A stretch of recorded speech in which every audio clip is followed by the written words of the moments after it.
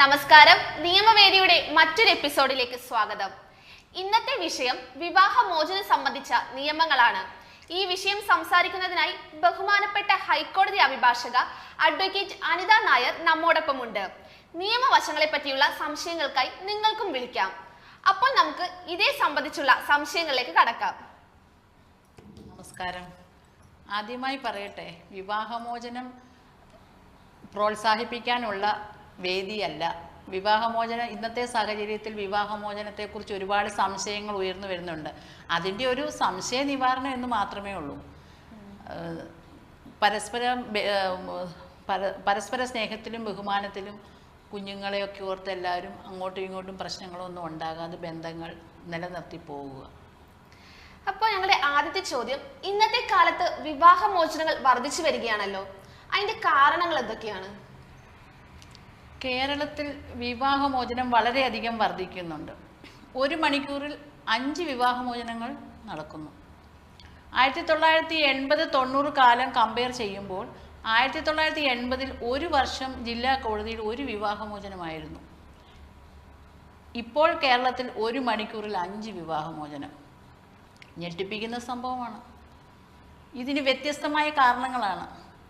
അവിഹിത ബന്ധങ്ങൾ ഒരു കാരണമാണ്. കേരളത്തിൽ അവിഹിത ബന്ധങ്ങൾ വർദ്ധിക്കുന്നു.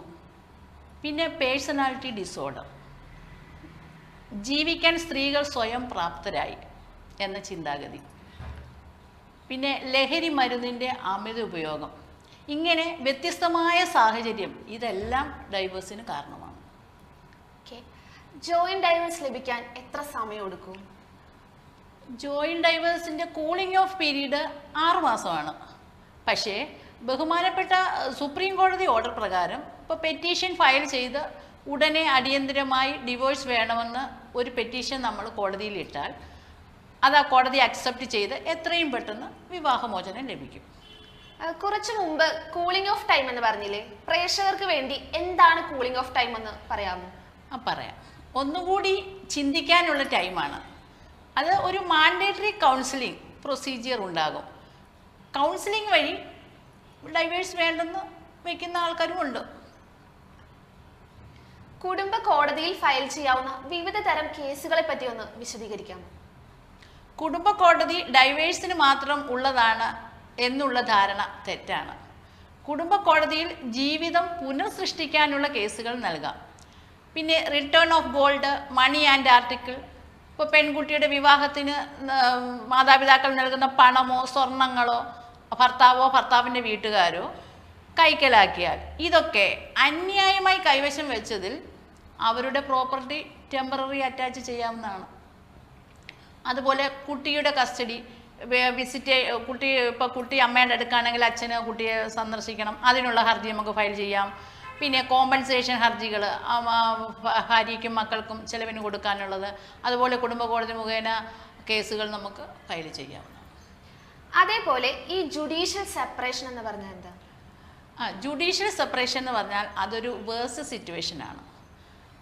ഡൈവേഴ്സ് ഇല്ലാതെ മാറി താമസിക്കലാവാം. പക്ഷേ അത് മാൻഡേറ്ററി പ്രൊസീജിയർ അല്ല.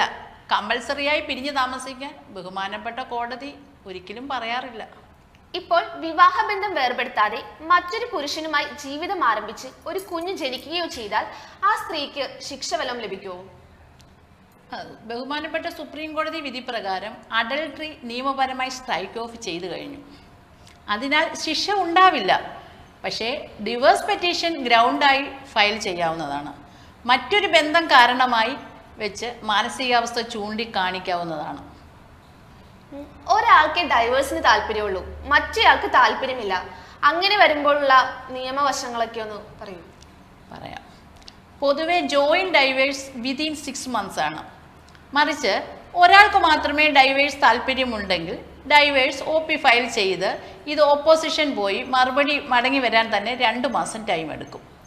അതിനുശേഷം ഓപ്പോസിഷൻ ഹാജരായി ഇരു കൂട്ടരും ഒന്നുകിൽ ഒരുമിക്കുക അല്ലെങ്കിൽ പിരിയാനുള്ള തീരുമാനം ജോയിൻ്റായി എടുക്കേണ്ടതുകൊണ്ട് കൗൺസിലിംഗ് അറ്റൻഡ് ചെയ്യാൻ കോടതി ആവശ്യപ്പെടും. കൗൺസിലിങ്ങിന് ശേഷം ഒരു ജോയിൻ്റായ തീരുമാനം വരുന്നില്ല എങ്കിൽ വീണ്ടും ഫയൽ കോടതിയിലേക്ക് വന്ന് മീഡിയേഷൻ ഫോമിലേക്ക് മാറും. ഇരു പാർട്ടികൾക്ക് സമ്മതമാണെങ്കിൽ മീഡിയേഷൻ അറ്റൻഡ് ചെയ്യാവുന്നതാണ്. ഇത്തരം കേസുകളിൽ 99% മെയിൻ്റെനൻസ് കോമ്പൻസേഷൻ അഥവാ ചൈൽഡ് കസ്റ്റഡി കാരണം നീണ്ടുപോകാറാണ് പതിവ്. മറിച്ച് ഡൈവേഴ്സിന് വ്യക്തമായ കാരണം കാണിക്കേണ്ടതും ആവുന്നു. ഡൈവേഴ്സിന് കാലതാമസം കുറക്കാനായിട്ട് എന്താ ചെയ്യുക? അതിന് ബഹുമാനപ്പെട്ട ഹൈക്കോടതിയിൽ സ്പീഡി ഡിസ്പോസൽ ഫയൽ ചെയ്യാവുന്നതാണ്. ഡൈവേഴ്സ് ആയവർക്ക് വീണ്ടും ഒന്നിച്ച് ജീവിക്കാൻ താല്പര്യമുണ്ട്. അങ്ങനെ വരുമ്പോൾ എന്താണ് ചെയ്യുന്നത്? അതിന് നിയമം ഒരിക്കലും പ്രൊഹിബിറ്റ് ചെയ്യുന്നില്ല. പക്ഷേ അവർ ഒരു എഗ്രിമെൻ്റ് വെച്ച് വീണ്ടും മാരേജ് ആഡ് ചെയ്യണം.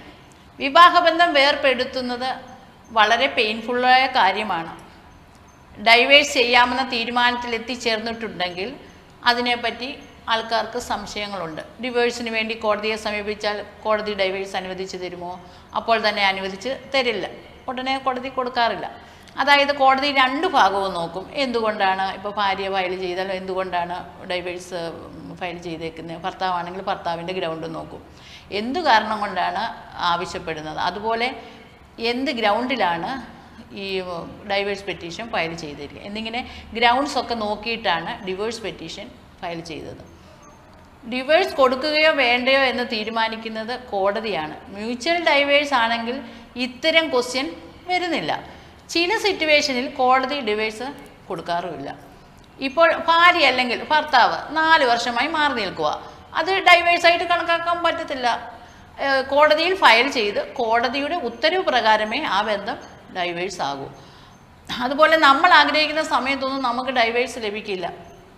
ഇപ്പോൾ ഒരാഴ്ചയായി ഒരു വിവാഹം കഴിഞ്ഞിട്ട് അവരുടെ ബന്ധത്തിൽ എന്തെങ്കിലും വിള്ളലുകൾ വന്നു, അവർക്കുടനെ ഡൈവേഴ്സ് വേണം, ഡൈവേഴ്സ് കിട്ടില്ല. മ്യൂച്വൽ ഡൈവേഴ്സ് ആണെങ്കിൽ പോലും ഭാര്യയും ഭർത്താവും 1 വർഷം കൂടെ താമസിക്കണം. അതേപോലെ ഭാര്യയ്ക്ക് താല്പര്യമുണ്ട് ഡൈവേഴ്സിന്, ഭർത്താവിന് താല്പര്യമില്ല, അല്ലെങ്കിൽ ഭർത്താവിന് താല്പര്യമുണ്ട് ഭാര്യയ്ക്ക് ഡൈവേഴ്സിന് താല്പര്യമില്ല. അങ്ങനെയാണെങ്കിൽ പോലും അവർ 2 വർഷം പിരിഞ്ഞിരിക്കണം. അതായത് ഇപ്പോൾ അവർ ഒരുമിച്ച് വീട്ടിൽ താമസിക്കുകയാണെങ്കിൽ പോലും അവർ തമ്മിൽ ഒരു ബന്ധവും ഉണ്ടാകാൻ പാടില്ല. പിന്നെ അതേപോലെ എല്ലാവർക്കും വരുന്നൊരു സംശയമാണ് കുഞ്ഞിൻ്റെ കസ്റ്റഡി. എല്ലാവരുടെയും ചിന്ത എന്താ? അമ്മയ്ക്കാണ് പൊതുവെ പറയുന്നത്, അമ്മയാണ് കുഞ്ഞിൻ്റെ കസ്റ്റോഡിയൻ. അങ്ങനെയല്ല, കോടതിയാണ് അത് തീരുമാനിക്കുന്നത്. ഭാര്യയുടെ അല്ല ഭർത്താവിൻ്റെ ആസ്തി നോക്കി ആർക്കാണ് കുഞ്ഞിനെ നോക്കാൻ ആസ്തി ഉള്ളത് അത് നോക്കിയിട്ടാണ് ബഹുമാനപ്പെട്ട കോടതി തീരുമാനിക്കുന്നത്. ജനറലായി എല്ലാ സംശയങ്ങൾക്കും മറുപടി പറഞ്ഞു എന്ന് ഞാൻ വിശ്വസിക്കുന്നു. ഇനിയും നിങ്ങൾക്ക് സംശയമുണ്ടെങ്കിൽ എന്നെ വിളിക്കാം. ഇത്രയും ഡീറ്റെയിൽ ആയിട്ട് ഞങ്ങളോട് നിയമവശങ്ങൾ സംസാരിച്ചതിന് അഡ്വക്കേറ്റ് അനിതയ്ക്ക് നന്ദി. നിങ്ങൾക്ക് എന്തേലും ഈ വിഷയത്തെ സംബന്ധിച്ച് നിയമ സാധ്യതകൾ അറിയുന്നതിനായി ഈ നമ്പറിൽ ബന്ധപ്പെടുക. വീണ്ടും നിയമവേദിയുടെ മറ്റൊരു എപ്പിസോഡിൽ അടുത്ത വിഷയവുമായി കാണാം. നന്ദി, നമസ്കാരം. You are watching India's first NGO television, Malanadu TV India.